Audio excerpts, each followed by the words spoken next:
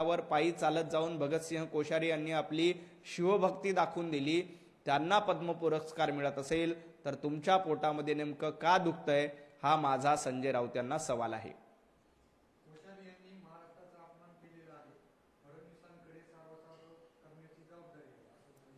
खरं तर भगतसिंह कोश्यारी यांनी महाराष्ट्राचा अपमान केला नाही। तुम्ही ज्या भ्रष्टाचारातनं सत्ता मिळवली होती, ज्या द्रोहामधनं सत्ता मिळवली होती, त्या तुमचा अपमान केला, त्यामुळे तुमच्या पोटामध्ये दुखणं साहजिक आहे। देवेंद्रजी फडणवीस यांना कुठेही भगतसिंह कोश्यारी यांची सावरासावर करायची गरज नाही। भगतसिंह कोश्यारीजी यांनी महाराष्ट्राची मान उंचावेल अशीच कारकीर्द गाजवली आणि तुमचा भ्रष्ट कारभार होता। तुम्ही ज्या पद्धतीनं महाराष्ट्राची लूट करत होता, ती लूट थांबवण्याचं काम, तुमच्या सरकारवर अंकुश ठेवण्याचं काम राज्यपाल म्हणून प्रामाणिक केलं। तुमच्या सरकारवर अंकुश ठेवला म्हणून तुमच्या पोटामध्ये दुखतंय। त्यामुळे देवेंद्रजींना कुठेही भगतसिंह कोश्यारींबद्दल सावरासावर करायची गरज नाही। भगतसिंह कोश्यारी यांना जो पद्म पुरस्कार मिळाला तो त्यांच्या कर्तृत्वावर मिळाला। तुमचं कर्तृत्व काय आहे हे संजय राऊतांनी सांगावं।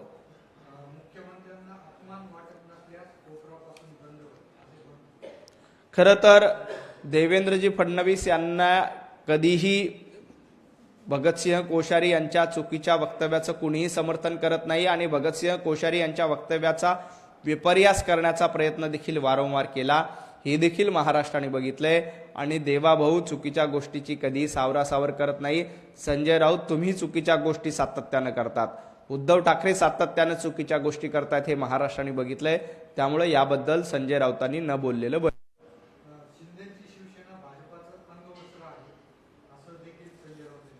खरं तर एकनाथजी शिंदे यांची शिवसेना वंदनीय हिंदू हृदय सम्राट बाळासाहेब ठाकरे यांची शिवसेना आहे। अंगवस्त्र आणि अंतर्वस्त्र कुणाचं आहे हे महाराष्ट्राने बघितलंय। उभाटा गट हे राहुल गांधी यांचं अंतर्वस्त्र झालेलं आहे। राहुल गांधी यांची गुलामी करणं, सोनिया गांधी यांची चाकरी करणं, याच्या पलीकडे उभाटा गटानं कुठलंही काम केलेलं नाही। त्यामुळं खऱ्या अर्थानं राहुल गांधींचं अंतर्वस्त्र कोण असेल तर ते उभाटा गट आहेत आणि संजय राऊत आहेत।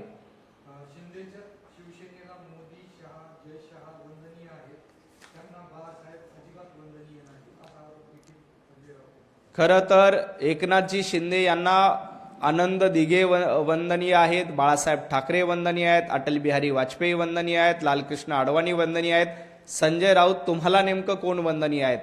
तुम्हाला प्रातस्मरणीय राहुल गांधी झालेत, तुम्हाला आदरणीय सोनिया गांधी मॅडम झालेले आहेत। याचा विचार जास्त करा। भारतीय जनता पार्टी एकनाथजी शिंदे यांना जनतेने आशीर्वाद दिले आणि आमच्यासाठी बाळासाहेब वंदनीय आहेत, तर तुमच्यासाठी राहुल गांधी परमपूज्य झालेत, प्रातस्मरणीय झालेत, वंदनीय झालेत। सोनिया गांधी तुमच्यासाठी परमपूज्य झालेले आहेत, MIM तुमच्यासाठी वंदनीय झालेत। याचा विचार तुम्ही करा। भारतीय जनता पार्टी एकनाथजी शिंदे यांच्यासाठी बाळासाहेब ठाकरे वंदनीय आहेत, परंतु तुमच्यासाठी बाळासाहेब ठाकरे यांचं नाव घ्यायला देखील तुम्हाला लाज वाटते, तुम्हाला हिंदुत्वाचं नाव घ्यायला लाज वाटते। याचा विचार तुम्ही आधी संजय राऊतांनी केला पाहिजे। आपण नेमकं कुणाला वंदनीय करतो? ज्या सोनिया गांधींना बाळासाहेब ठाकरे यांनी करप्शन क्वीन म्हणून हिनवलं होतं, करप्शन क्वीन म्हणून हेडलाईन सामनामध्ये छापली होती, त्या सोनिया गांधींना वंदनीय आणि प्रातस्मरणीय करण्याचं काम उभाटा गटाच्या माध्यमातून आणि संजय राऊतांच्या माध्यमातून झालंय, हा इतिहास आहे।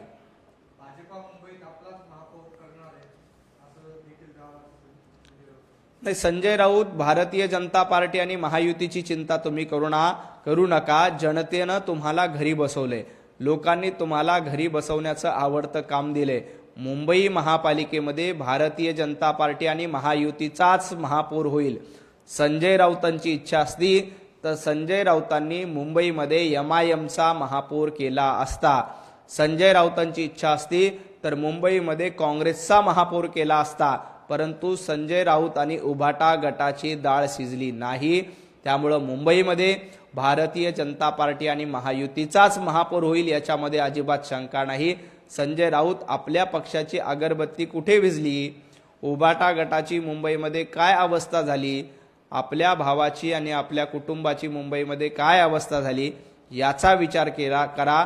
भारतीय जनता पार्टी आणि महायुतीच्या पाठीशी मुंबईकर भरभक्कमपणे उभे आहेत.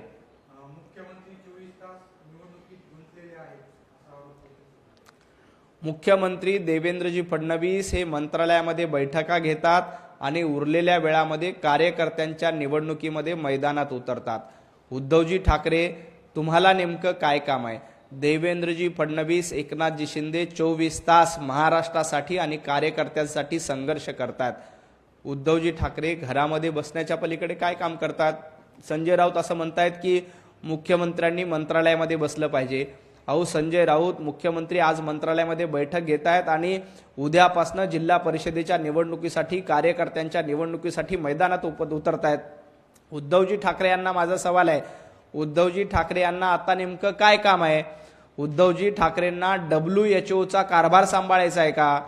संजय राऊत जसे कंपाऊंडर आहेत आणि उद्धवजी ठाकरे जसे WHO चे सल्लागार आहेत, तसं उद्धवजी ठाकरे यांना आता कार्यकर्त्यांसाठी मैदानात उतरायची वेळ नाहीये, कार्यकर्त्यांसाठी सभा घेण्यासाठी वेळ नाहीयेत, तर उद्धवजी ठाकरे नेमकं WHO चे ॲडवायझर म्हणून काम करतायत का?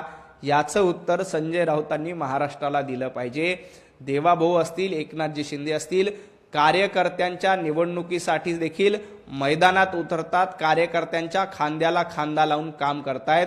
संजय राऊत, उद्धवजी ठाकरे कार्यकर्त्यांच्या निवडणुकीमध्ये घरात बसणार, स्वतःच्या निवडणुकीमध्ये मात्र सभा घेणार. ही जिल्हा परिषदची निवडणूक, महापालिकेची निवडणूक सर्वसामान्य कार्यकर्त्यांची निवडणूक असते आणि जर का तुम्ही कार्यकर्त्यांच्या निवडणुकीसाठी वेळ दिला नसाल तर उद्या कार्यकर्ता तुम्हाला वेळ देणार नाही.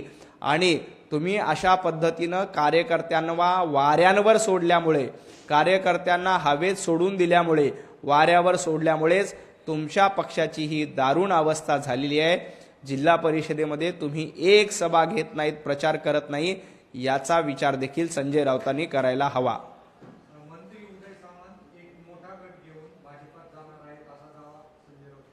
खरं तर उदय सामंत हे कुठलाही गट घेऊन कुठेही जाणार नाहीत. संजय राऊत, तुम्ही ही भविष्यवाणी करतायत. जेव्हा शिवसेनेचे 40 आमदार तुमच्या नाकाखालून निघून गेले तेव्हा तुम्हाला कळालं नाही, तर आता तुम्हाला काय कळेल? अशा हवेत गप्पा मारणं सोडून द्या.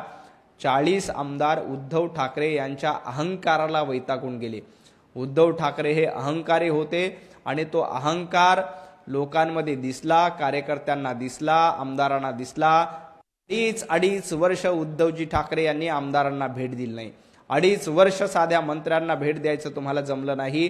कार्यकर्ता तर दूर, तुमच्या अहंकारामुळं शिवसेना फुटली, तुमच्या अहंकारामुळं 40 आमदार तुम्हाला सोडून गेले.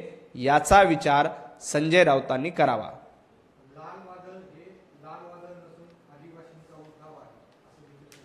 खरं तर काही आदिवासी बांधव आपल्या मागण्यांसाठी आंदोलन करतायत. याच्या आधी देखील जेव्हा पहिल्यांदा देवेंद्रजींचं सरकार आलं तेव्हाही अशा पद्धतीनं आंदोलन झालं. परंतु आदिवासी समाजासाठी सर्वात जास्त काम कोणी केलं असेल तर आदरणीय मुख्यमंत्री देवेंद्रजी फडणवीस साहेबांनी केलेलं आहे. आदिवासी समाजाचे प्रश्न सोडवण्यासाठी कोण कटिबद्ध आहे तर भारतीय जनता पार्टी एकमेव पार्टी आहे जी आदिवासी बांधवांचे प्रश्न सोडवण्यासाठी कटिबद्ध आहे.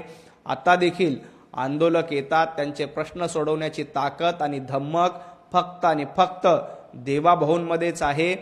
संजय राऊत आणि विरोधक अशा आंदोलनाला फूस लावण्याचा प्रयत्न करतात.